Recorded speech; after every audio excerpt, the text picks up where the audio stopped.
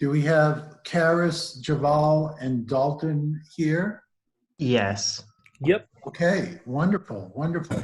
Now, since it took me 10 minutes longer to get into this than I had anticipated, we're simply going to extend this session by 10 minutes. Nobody will get less time than they merit. May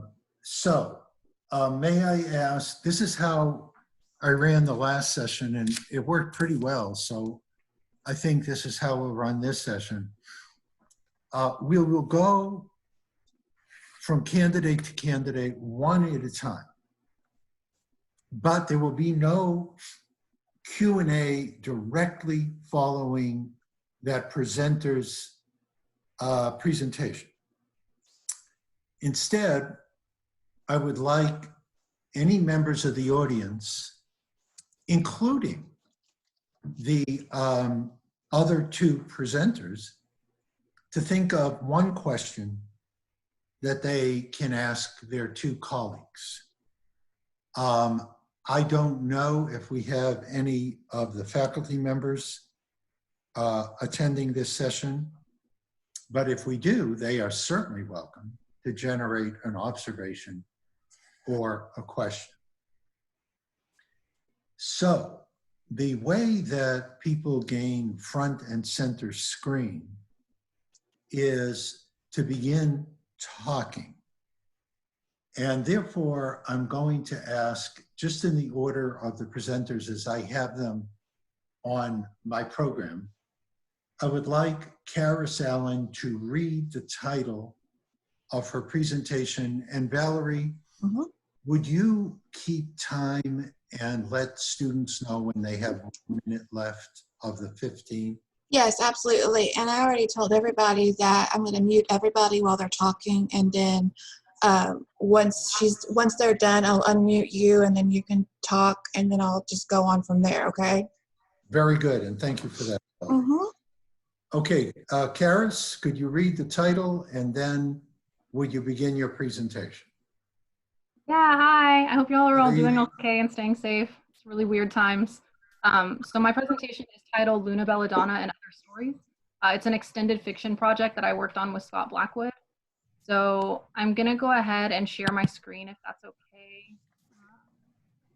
Yes.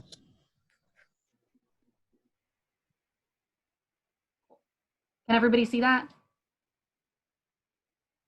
Cool. Okay. So I started my project with an author's note, basically, where I explained what exactly this project was about and why I chose to write about what I did. So I'm just going to go ahead and read it aloud as I scroll through it.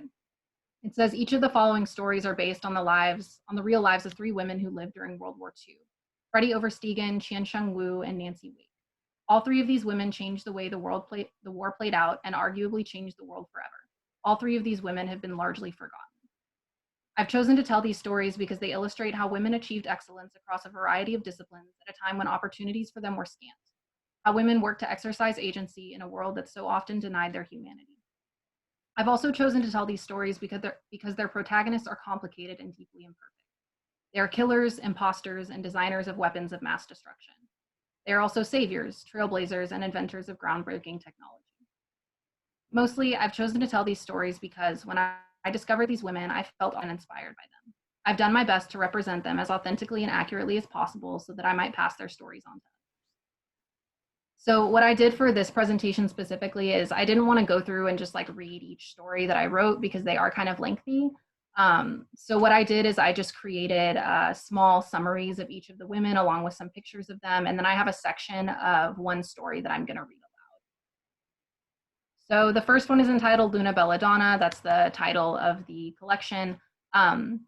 Belladonna is a poisonous plant, and then of course Luna is the moon. And so I thought that really characterized Freddie Oversteegen well. She was a 14-year-old girl who joined the Dutch resistance during the Nazi occupation of Holland. She and her older sister, whose name is Truus, partnered up with bar owners in Amsterdam. So basically what they would do was when Nazi officers came into the bar, bartenders would serve them way more drinks than they normally would anybody else, get them very intoxicated, and then one of the sisters would effectively lure into the woods by promising them a kiss. And once they got the men alone, they would execute them. So Freddie Oversteegen did this with her sister, along with a couple of other really young Dutch girls that kind of spearheaded this like underground Nazi execution movement in the Netherlands. So this is a picture of Freddie when she was really young, and then this is a picture of her in, I think, some year in the 2010s. I'm not sure if it was 2018, but she passed away in 2018 on the day before her 93rd birthday. And while I was researching this story, I was really surprised with how difficult it was to find information about her specifically, even compared to the other women. Information is pretty scant about all of them, but for her, she's probably the one that is like the most underground and the least known. So we have a whole story about her in the collection. And then the Manhattan Project, this one was probably my favorite. So this is written about a woman named Qiansheng Wu. She was a Chinese-American physicist who worked on the creation of the atomic bomb. So her whole work was about uranium enrichment. She got her PhD at Columbia University, and she helped work in the labs where they were turning uranium-238 into uranium-235. She also later went on to disprove the law of conservation of parity. So this is like a law in nuclear physics. I am not a nuclear physicist, and I will not pretend that I am. I just did a lot of research about her. So she disproved this law, but then two men that were working in the lab where she conducted her experiment took credit for her discovery, and they effectively stole the Nobel Prize in Physics from her in 1957. And she wasn't formally honored or recognized for her contribution to that discovery until 21 years later in 1978. And she was never formally recognized as somebody who also deserved that Nobel Prize. And then she lived until 1997. She was 84 when she passed away. Some people have called her the first lady of physics. She's probably the most famous of any of the women that I wrote on. And I've included a small section of the story that I wrote about her at the end of this presentation. So there's some pictures of her. I wanted to include a picture of each of the women when they were young and then also when they were older, but I couldn't really find any pictures of her when she was older. So I just have one of her, what looks like it's some kind of presentation, and then one of her here in a lab. And then the last story is entitled Champagne and Toothpaste. So this one is about Nancy Wake. I thought she was probably one of the coolest ones that I wrote about. She was born in New Zealand, and then she trained as a journalist where she moved to Europe, and she kind of traveled around Europe doing journalism. And so she had a lot of connections. And then whenever World War II broke out, she joined the French resistance as a nurse and a spy. She became really, really famous because she was so good at espionage. And she basically never got caught. She could talk her way out of almost anything. So she traveled along underground railroads, delivering money and goods to those fleeing from Nazi-occupied nations. I titled the story Champagne and Toothpaste because she married a very rich Frenchman, and her life in France was kind of, balls, parties, but nobody knew that she lived this second underground life as a spy. And what she would do is fill toothpaste containers with money that she would then bring to people hiding out, stops along these underground railroads, and essentially deliver money to help people out of whatever situation that they were in. So the most interesting fact that I thought about her was that her success in subverting Nazi power was so well known at the time, not really anymore, that the Nazis put a bounty on her head of 5 million francs, but she was never caught. And then she lived until 2011, until the age of 98. So here's a picture of her as a young woman, and then here's a picture of her. So right at the end here, just to kind of like round everything out, I've included a sample from the Manhattan Project, which again is the story about Qiansheng Wu. So here's a little bit of a summary because this section comes at the very end of the story. Qiansheng had been working, like I said, in a uranium enrichment lab at Columbia University for nearly a year. Before World War II broke out, she left her native China to work and study in New York City. She worried her family who had stayed in China might have been killed during the war, but she had no way of knowing for sure. So she sent letters practically weekly, but she never heard back. We still don't really know what happened to them, but it's pretty certain that they died in some kind of siege in Nanjing. So when the Manhattan Project was finally coming to a close, Qiansheng got the news that she would not be permitted to watch the detonation of the test bomb. Pretty much nobody was, absolutely no women were allowed to. So this section is the very last section of the story. And it imagines what it might have been like if she have been able to see the bomb go off. If Qianxiang had been allowed to attend the Trinity test in the New Mexico desert, this is what she would have seen. 1. A vast expanse of sandy dunes. Lizards the size of her forearm scurrying across the dusty ground. More than 400 men coming and going, ensuring they were the only people within a 100-mile radius of what they called the gadget. 2. A 100-foot tower with the gadget assembled at its base, barely visible from the viewing shelters built 10,000 yards away. 3. A light so blindingly bright that it was without color. It would be bright enough so as to not be seen at all. Rather, her brain would interpret the overload of photons as an extreme and painful pressure on the eyes. 4. The light would slowly become white, then yellow, then red, then a soft, almost translucent lavender. The desert would be lit brighter than it had ever been by the sun, and Qianxiang would see the mushroom cloud through the lilac-tinted air. Thick white smoke would shoot upwards from the place where the tower once stood. It would be a microcosm of the war, a moment of instant demolition. 5. A hole would be punched through the clouds. God would come tumbling down from heaven to be incinerated by the flames left over from the blast. Qianxiang would have 2 thoughts. First, I have been a part of the creation of this great and terrible thing. Then, suddenly gripped by fear, I wonder if my parents, wherever they are, found themselves suddenly swallowed by light. That was the section that I thought kind of summarized the whole project really well. Women being involved in these huge things that they didn't really get to see the effects of often. They weren't invited to the awards or the test bombs or anything like that. Working underground to change the course of the war, the course of the world, and never really formally being recognized for their contributions in those areas. So this is kind of my attempt to honor those women, to share their stories, and again, to try to tell them as accurately as possible and preserve the bad things that they did along with the good things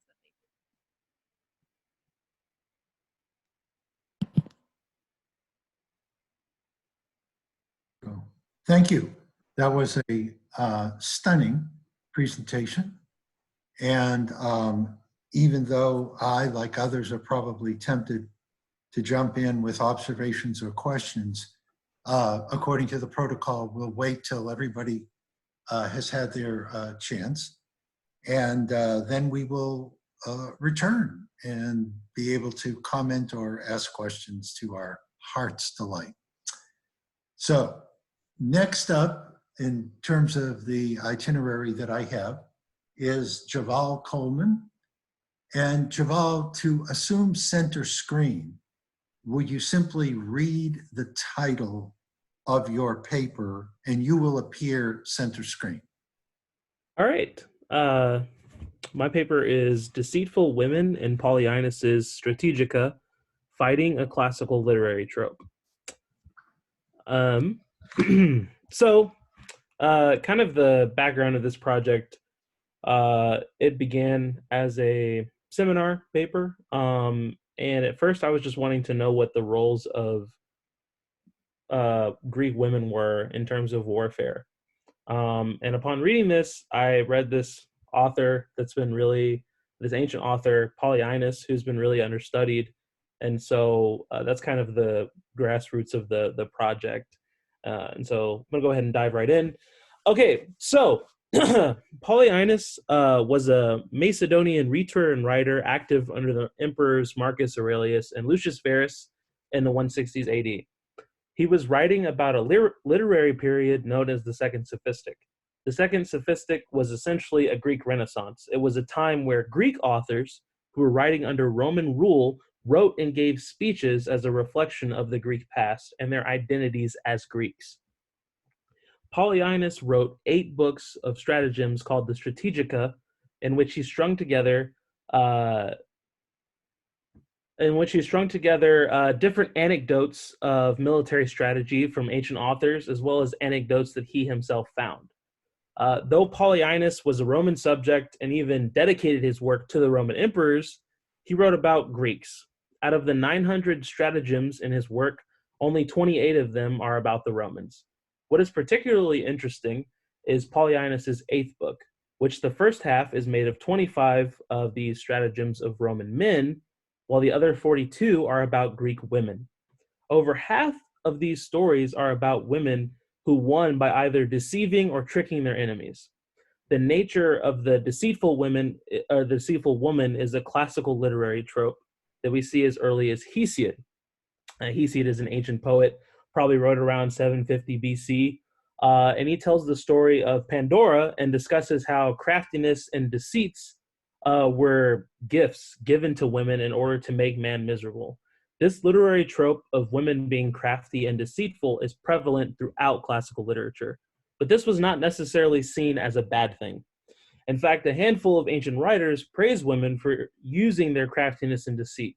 This can be difficult to understand from the perspective of a modern reader because we view deceitfulness as a negative trait. I would also like to clarify that while the ancients did not always view deceitfulness as a negative trait, it was a literary trope that limited women to a specific type. And while there are some women who are depicted as positive characters in literature, the depiction of Greek women in Greek literature is overall negative. Polyaenus, however, was one of these ancient writers that praised women who used deceit and craftiness. And so I argue that Polyaenus praised the actions of Greek women as part of promoting Greekness in the Second Sophistic and to contradict the classical literary narrative of Greek women in literature. While Polyaenus adopts literary trope of the deceitful woman in his work, he rejects the negative depiction of women from earlier Greek literature. A careful analysis of some of his work will make this more clear. So, as I mentioned earlier, Polyaenus was an ancient writer who did not see the quality of deceit as a negative quality in woman, especially a Greek woman. Polyaenus even praised the actions of barbarian women and their use of deceit. For example, when discussing the actions of the women of Salmatis, which was a city in Spain, Polyaenus describes how their deceit made them brave because they assisted their husbands in recapturing the city. Polyaenus also calls the Tyrrhenian women, who were inhabitants of a small island near Athens, honorable for swapping clothes with their husbands in order that the husbands avoid being captured, so that they could return and reclaim the island from the invaders. While Polyaenus praises the actions of these women because of their deception and how it led to victory, there are a few things to note. One, these stratagems of barbarian women are separated from his book about women. So what I mean is, his 8th book, second half of his 8th book, is completely about women, but in his 7th book, he includes in that barbarians and barbarian women. And so to Polyaenus and his contemporaries, these barbarian women are others because they are not Greek or Roman women.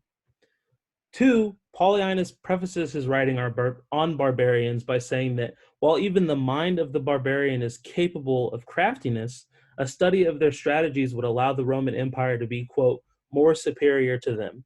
So while Polyaenus admired the ability of the barbarians, he wrote with the intent of establishing elite Greco-Roman dominance. And while the stratagems of the barbarians were valuable to Polyaenus and his contemporaries, they were not nearly as significant as the stratagems of Greeks. So now I want to talk about a few of those stratagems and how they fit Polyaenus into the literary context of the Second Sophistic. So Polyaenus tells us about a queen named Tomarus who led enemies into the wine reserves of her camp and then slew them after they passed out from drinking. He also tells us about this woman named Camma, after her husband was murdered by Cinyrax, who was a king of Galatia, married Cinyrax in order to poison him when they shared their first drink as a bride and groom, poisoning herself in the process. Polyaenus describes Camma as being esteemed and virtuous. In another story, a woman named Polycrete was captured by Diognetus, who was general of the Malaysians at the time.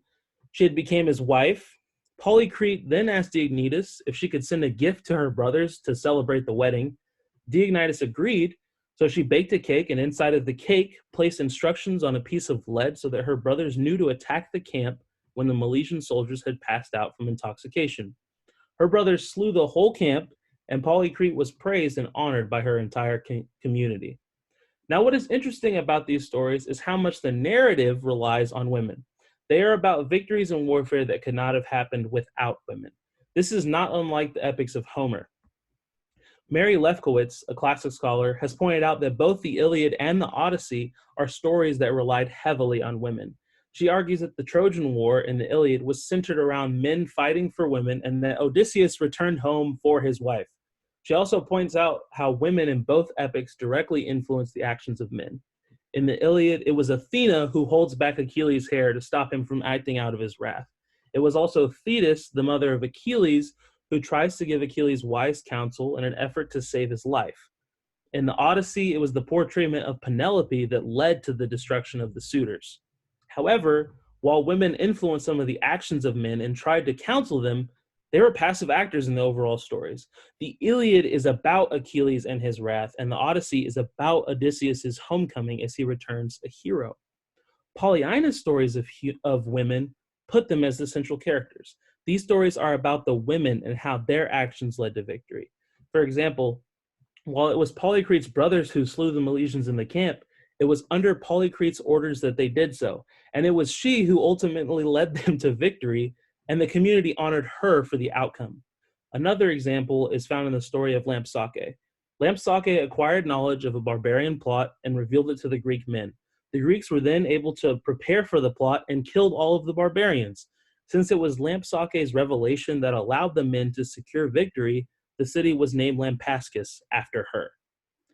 In the story of the Million Women, the Carians invited the million people to a celebration where they planned to kill them. One of the million wives, Carian, learned of the plot and alerted the people. When the millions showed up, the men were empty-handed, but the women tricked the Carians by hiding swords in their dresses. The men took the swords and killed the barbarians. Here again, without the instigation of the women, victory would not have happened. In these stratagems, women were the central characters of the narrative, and it was their actions that led to the resolution of the story. Polyaenus posits these stories about great Greek women in order to promote the memory of the Greek past. These were stories that other Greeks living in the Roman Empire would have heard or had been retelling themselves. The way that Polyaenus makes women the central character of these stories is characteristic of many of the literary works in the Second Sophistic. A prime example of this is the Greek novels. The Greek novels were written by Greeks living under Roman rule as an expression of their Greek identity. Like Polyaenus, these authors wrote stories in which Greek women were dominant players. In Achilles Tatius's novel, Leucippe and Clitophon, Leucippe is the female protagonist who influences the actions and choices of others throughout the novel. While there are times where Leucippe is seemingly absent, she is referenced by other characters in the novel, and the central conflict is centered around her and her relationship with Clitophon, who she marries. In Longus's novel, Daphnis and Chloe, Chloe plays a central role in the rescue of her lover, Daphnis, saving him from pirates and capture by bandits. Though Achilles, Tatius, and Longus wrote fiction, they, like Polyaenus, wrote about Greek women as central figures and depict women and their use of trickery and deceit positively. They depict their characters positively.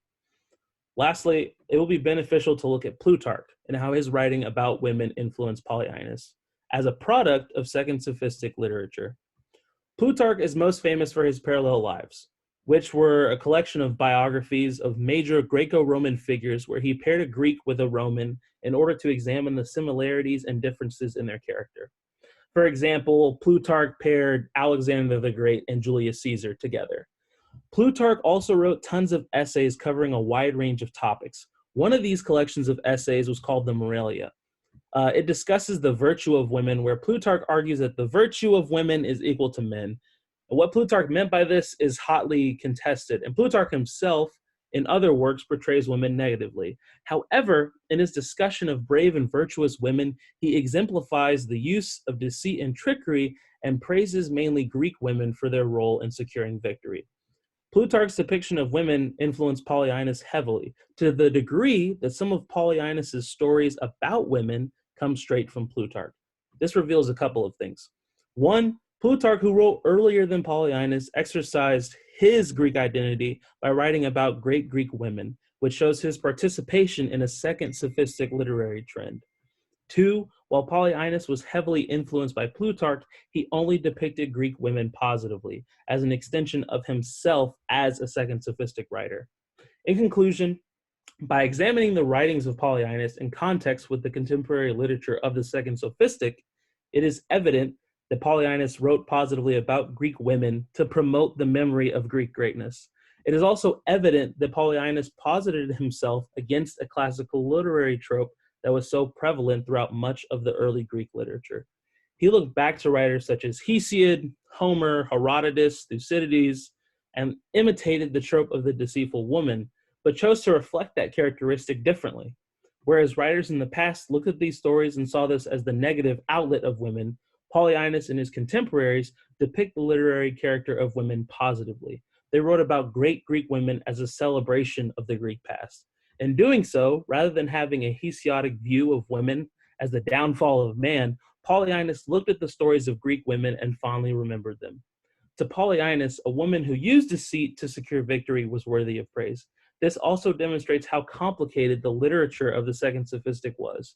Like Polyaenus, the writers of the Second Sophistic admired their ancestors' literary culture, but they also thought about it carefully and critiqued it as a reflection of the changing world around them, much like we do today. Thank you. Thank you. And thank you for that very learned presentation that is like the first presentation, very thought-provoking, and for which we will have either comments or questions. But before we do, let us move on to Dalton Reamy. And Dalton, to assume the center screen, would you simply read the title of your presentation and then offer it to us? Hey everyone, so my presentation is titled Ursat's Dreaming and Kippel's Sleeping. So a little bit of background on this for you guys. I had a vested interest in Philip K. Dick's literature and in object-oriented ontology, and I kind of wanted to look around through his literature and see which of his novels I could use to do a reading that was sort of object-oriented. And out of that, I chose to do Android's Dream of Electric Sheep. So I will get into this right now. A climate crisis has emerged in our world. Rainforests are disintegrating, coral reefs are dying, and whole continents are on fire due to overall increases in the world's temperature. Moreover, the crisis is anthropogenic, and swift action must be taken by humans to avoid a global disaster. Science appears to be the central force in fighting this issue by tracking shifts within ecosystems and conveying how damaged environments can have a major impact on human life. When climate change is discussed, the humanities are rarely thought of, yet the dissent on the issue has brought insight into how the stories we tell ourselves matter. In the latest 2019 edition of the Best American Essays, Camille T. Dungy highlights in her essay, Is all writing environmental writing, that attentive writers work to articulate why this is the case. Dungy takes this further by questioning the efficacy of valuing one physical presentation of animated matter over another. This essay examines the climate crisis and the place of poetics in relation to it. The stories we read have an impact on how real the climate crisis is, and the environments within literature may have as much to tell as the ecosystems outside of it. So Philip K. Dick directly exposes these elements in the worlds that he builds. In his novel, Do Androids Dream of Electric Sheep, characters inhabit the fallout of World War Terminus that has decimated environments on Earth to the point that Mars colonization is necessary. So everything within this novel takes place within the distant future to a degree, and it's not entirely clear what year the novel is set in, but everything does take place in the future, and you're supposed to sort of imagine it in that way. So the setting places the reader in post-apocalyptic Los Angeles, where apathetic characters sleepwalk around piles of what they call kippel, attempting to maintain their humanity. So kippel is defined in the novel as useless objects like junk mail or match folders. It's anything that can be thrown away, any type of trash or garbage or anything like that. Essentially, kippel is in opposition to order within Dick's world. Almost all inhabitants follow a religion known as Mercerism, in which they connect telepathically with one another through empathy boxes to a man named Mercer and share emotional experiences in that way. At the center of the novel's conflict are androids that have been designed for slave labor on the colonies of other planets, yet are also self-aware and are only distinguishable by their inability to simulate empathy. The androids tend to kill their masters and escape to Earth due to their harsh labor conditions on the colonies. Dick's main protagonist is a bounty hunter named Rick Deckard, tasked with retiring or killing several Nexus 6 androids that have escaped to Earth. Normally, to distinguish androids from humans, a bounty hunter must administer the Voight-Kampff test, which tests for empathy. However, the new Nexus 6 model of android may be able to imitate human empathy and pass the Voight-Kampff test. They're very unsure. Often androids are analyzed in their relation to the world's hierarchy in terms of how humans are represented as above androids, but they should also be considered in relation to the world's environment as a means to tame it. So what fuels the human desire to create this type of social and cultural hierarchy is the need to have a labor force to make planets habitable for them to move on to get away from the fallout of Earth.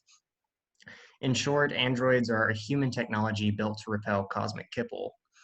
Ultimately, the androids make Rick question the rigid taxonomy established by these goals, and in Dick's novel, predicts the concerns of posthumanism and object-oriented ontology. So, Do Androids Dream of Electric Sheep anticipates contemporary issues concerning questions of technology and coping with climate change.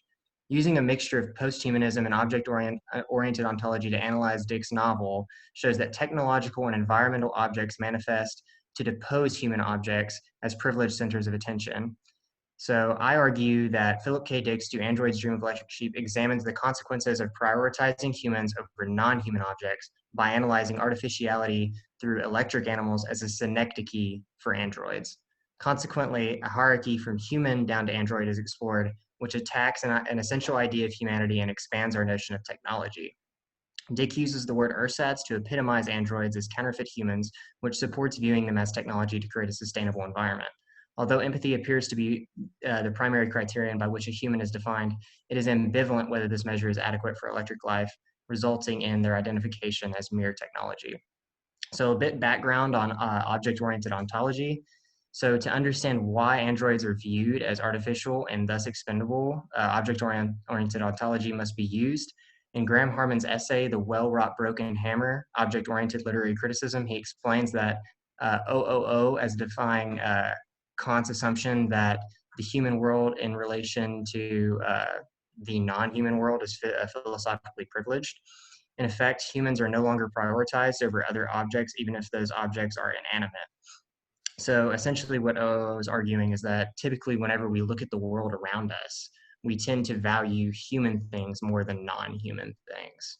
This claim is extended further by Timothy Morton's book, The Ecological Thought, where he claims that the ecological thought is the thinking of interconnectedness in which things connect to one another.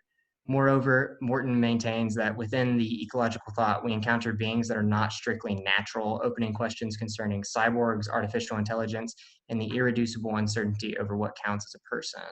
Morton expands on this in his article, An Object-Oriented Defense of Poetry, by explicating that objects are neither upwardly or downwardly reducible to their components, which is an ontotheological claim that some things are more real than others. For OOO, no object can hold any more reality or be any more real in any sense than any other object within the ontology. So Harman would also agree with this by contending that even inanimate objects fail to exhaust the reality of the hammer to no less a degree than human praxis or theory. Within object-oriented ontology, objects are always withdrawn, meaning that they are never fully comprehensible to human thought. However, Harman suggests that objects do reveal glimpses of themselves through art and through the literature that we read. To explain this, Harman uses a notion he calls allure, which alludes to entities as they are. Essentially, no object is privileged over one another in object-oriented ontology's ontology, and the noumenal objects themselves are always withdrawn from one another, only really like sporadically being able to whisper to those willing to listen. And it's never, the full object itself is never entirely revealed. There's a type of almost mystery worship going on here, all of which is present in Do Androids Dream of Electric Sheep. The title of Dick's novel reveals this in several ways. At no point in the title are any human objects displayed. Do Androids Dream of Electric Sheep is also a question. Clearly, Dick wants readers to inquire not only what constitutes a human, but also an android. The first android unveiled is Rick Deckard's sheep. Dick uses the sheep to represent all robotic creatures. Rick berates his wife Iran for wasting money that could have been saved to buy a real sheep to replace the fake electric one, a mere electric animal. However, Rick admits that caring for the sheep is the same as owning an organic sheep, saying, "You feel the same doing it. You have to keep your eye on it exactly as you did when it was really alive." The novel begins by mediating between answers on how authentic the sheep is. Furthermore, as the book progresses, these same questions are applied to androids. The final chapter mirrors the first by taking the same line of inquiry in reference to androids, but hints more directly at their ontological status. Rick finds a toad in the desert, which sends him into a meditation on life and how Mercer sees the world. Rick glimpses the world through Mercer's perspective, thinking that life which we can no longer distinguish, life carefully buried up to its forehead in the carcass of a dead world and every cinder of the universe, Mercer probably perceives inconspicuous life. Soon after this, it is discovered that the toad he's thinking of and that has sent him into this meditation is actually robotic, to which he concludes that electric things have lives too, paltry as those lives are. The novel never states how the reader ought to feel about the androids, but it does allure to them through how it treats electric animals. The word ersatz seems to best denote this relationship because humans and androids are exemplified at the level of animals and electric animals. Almost every time ersatz is used as an adjective for electric animals. Specifically, the word ersatz is used because it indicates the artificiality of the object described, but also denotes inferiority. When the android Luba Luft is taking the Voight comp, she is given a scenario in which she imagines people eating a dog. Luba decides that no one would eat a dog because they're worth a fortune, but I guess it would be an imitation dog, ersatz, right? But those are made of wires and motors. Again, this occurs when Rick refers to his sheep as the ersatz animal.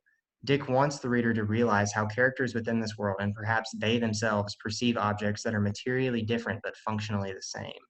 When Rick is presented with what he believes to be a real owl, he muses on his need for real animals, and eventually wonders if the android could be regarded as a highly developed, evolved version of the ersatz animal. While these are explicit claims of inferior status that connect androids and electric animals, they're undermined by acting as a reflection for humanity.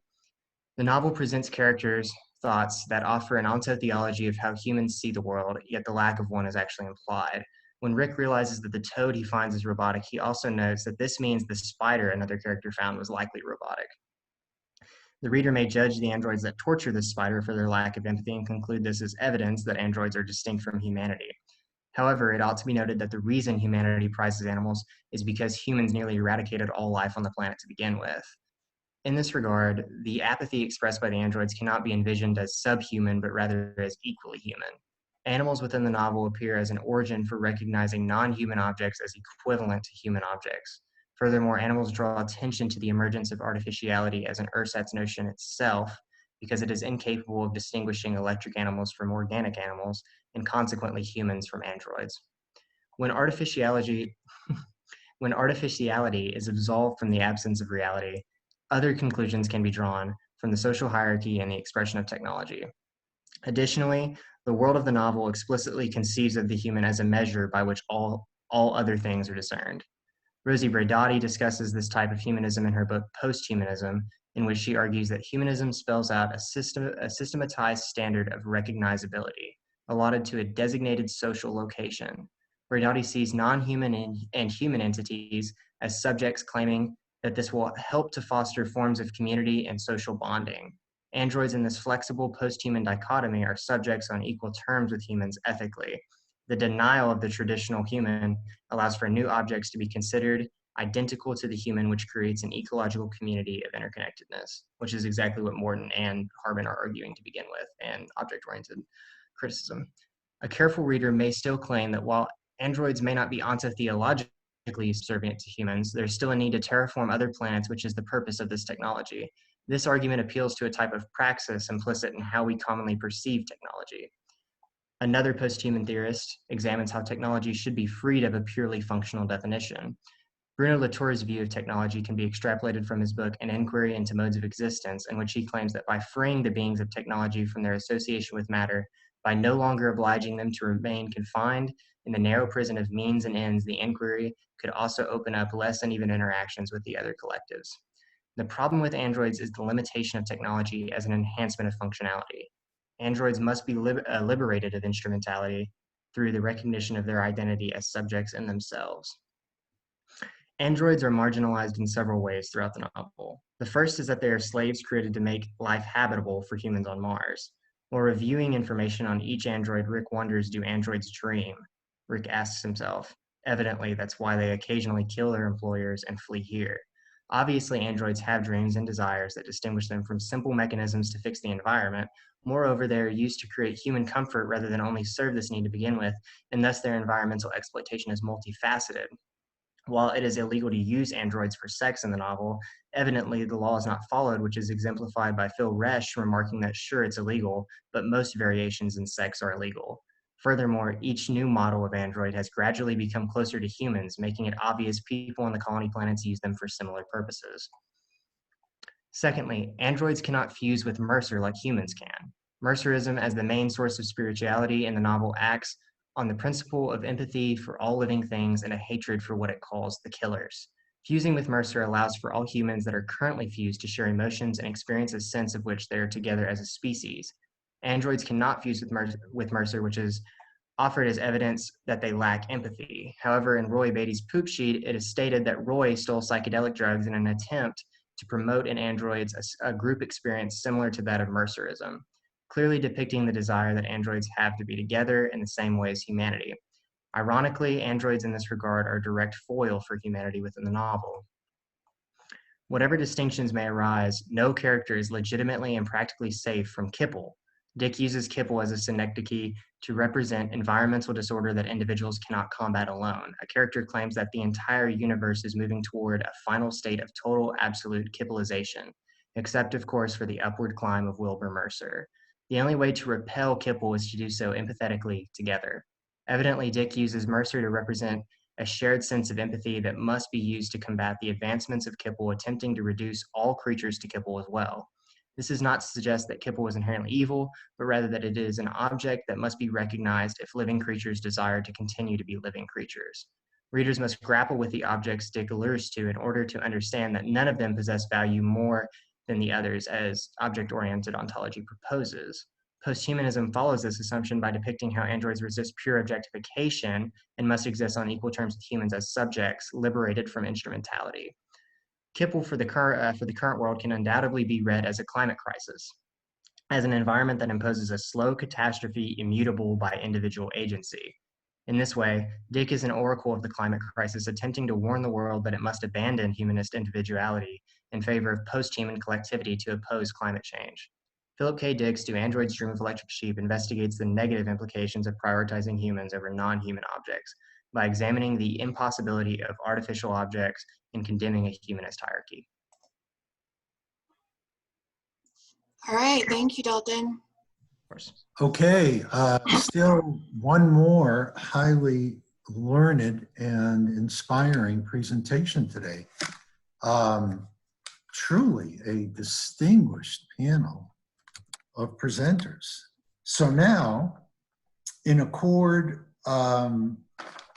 with our protocol, let me ask, and I'm not sure, Valerie, can you see how many people are in attendance? How many? Yeah, we have 10 total, including you and I. Oh, okay. So any of those 10, because only 4 are showing up on my screen, but any of those 10, what we will do is either make an observation or ask a question, but we'll limit it to one question to one candidate at a time and proceed to each of the 3 who will field one question. And I would ask those who are fielding the question to try to keep the response to 1 minute. Those who are asking the question, ask it in any way that allows you to crystallize your concern, your comment, whatever it takes. And we'll try to get around at least twice for each of our really learned and eloquent presenters today. So who has, and we're going to start with Caris. And Caris could, and I hope the Dalton and Javal, when you begin to respond, would you name your mentors so they can receive the really the credit and recognition that they merit? So, Caris, before we field the first question, would you remind us who is your mentor? Yeah, my mentor is Scott Blackwood. Okay, and thank you. And thank you, Dr. Blackwood. So who has a question or an observation for Caris? If you want to just kind of wave on the screen, I can unmute you. Actually, there's a Courtney and then Kathy, I don't see you, and Diana. So if y'all want to just kind of chat or let me know and I can unmute you if you have a question. Right, and if you've asked a chat question, would you ask it personally instead of having the candidate read it? Okay. So, Javal, okay, I see you. It's 1 second. Okay. There we go. Yeah, I had a question. Well, great job, first of all. I liked your presentation a lot. What really drove you, I guess, to these women specifically? I mean, obviously they all did like pretty amazing things, as you told us. But what kind of, like, in your own work drove you to them specifically, I guess? I had a really hard time with historical fiction, like a way harder time than I thought that I would. And so honestly, a lot of the reason that I chose to write about these women was because their narratives were the easiest for me to figure out how to put on a page. There are a ton of other incredible women that have done amazing things throughout wars, throughout all of history. Of course, you know that from your research in like Greek wars. But I specifically chose World War II because I'm also an SI at UNT, and I'm really into history, and that is a really interesting time period to me. And then these women just kind of ended up being the ones that I found that there was the most information that I could find about them, and their accomplishments were widespread enough to merit a story, but not so like vast that it was super, super difficult to create a short narrative about them. You know what I mean? Yeah, awesome. okay, great question, a fine response. Question from Kathy. She wants to know, what's the most surprising thing your research showed you that you weren't expecting? To whom is she addressing? To everybody. So we'll start with Caris. Okay. Can I have a minute to think? Can you start with someone else? Yeah, absolutely. Here, let me unmute everybody else. Okay. Javal and Dalton. I think the thing that I wasn't expecting the most was going to be how difficult it was to sort of blend all the different types of theories I was working with together, because I was working with post-human theory and with object-oriented ontology, and I didn't really expect it to be as difficult to merge, not really to merge that with the novel because it goes really well with the novel, but to merge those two together. Very good. Dalton, you want to respond next? There was a question posed to all three of you at the same time. Could you repeat the question, Valerie? Yes, 1 second. Let me get my chat thing up again. So what was the most surprising thing your research showed you that you weren't expecting?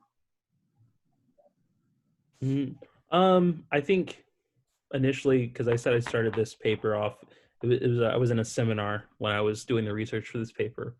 And I think just kind of the amount of material from this author was kind of overwhelming, because 8 books of essentially anecdotes, and there was 900 of them.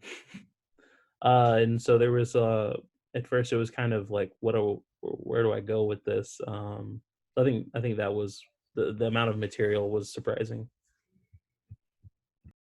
And did anybody not have an opportunity to respond to that trifold question yet? I was also going to answer. Yes. So I think for me, I was really surprised at the array of experience, really, of women in World War II, because that's kind of where I began my research, and just depending on, where you were in the world, what your economic status is like, your racial background, whatever, like the vast, how different it could really be depending on where you were, what your experience was like in the war. So the women that I spoke on, obviously, like, were able to leverage more power than the vast majority of women could. Excellent, excellent. So we have time for one more question to each of our presenters. And does anybody have a final question for Dalton? Anybody? I do. Okay. Although I'll give people 3 more seconds to jump in. 3. I have an observation, but not really a question. Okay, go for it.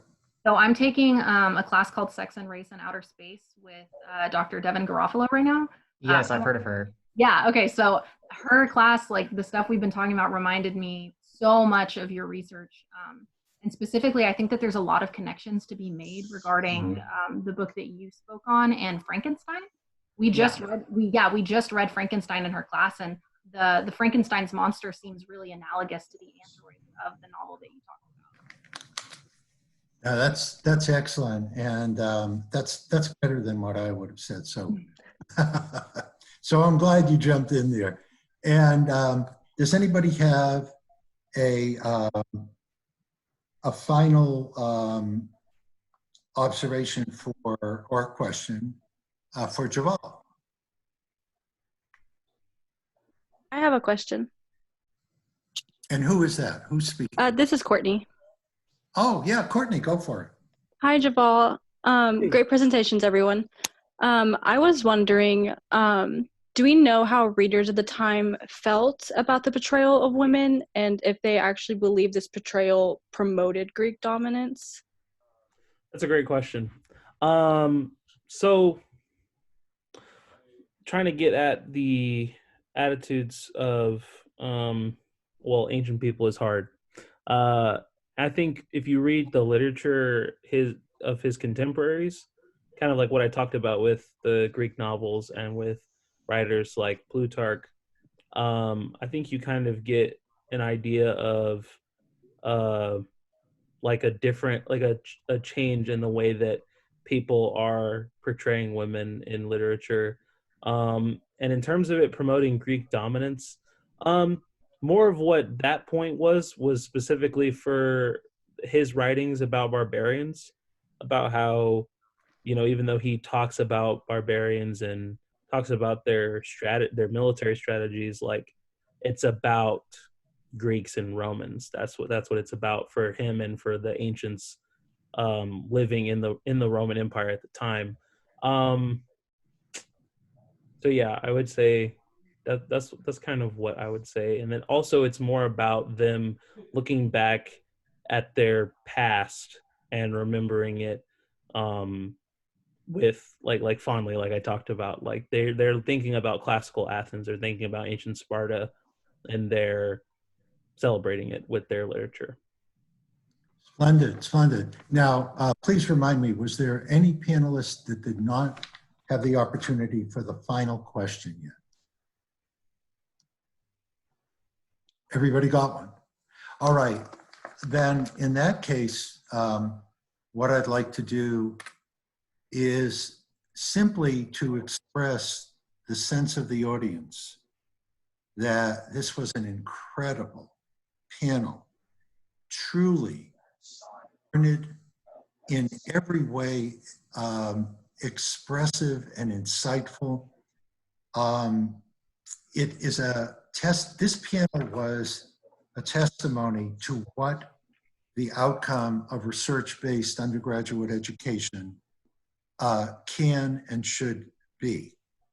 All of you strike me as having superb futures ahead of you in your several fields of study, should you choose to go on to graduate level research and master's or PhD degrees. If I may end simply by saying that this really was, since we are talking about the classics in one regard, it was a classic example of what a wonderful panel discussion presentation of research should be about. I'd like to thank you. I'd like to thank all of the research mentors who devote so much time to guiding our undergraduates in research-based education. And thank you very much. And I'm so glad that this is all recorded, because people really should tune in and see what an illustrious undergraduate education can be and has been for the three of you. Thank you, Valerie, for having navigated us through the electronics of all of this. And thank you once again, guests, for the way you've inspired these students and for the superb questions that you posed to them. Yes, and on behalf of Dr. Blackstone, she wanted to thank you as well and say she's sorry for the technical difficulties at the beginning. So thank you all for being here and for your supreme papers. So. And thank you, Valerie, in turn. All right. Good afternoon. Bye. Bye.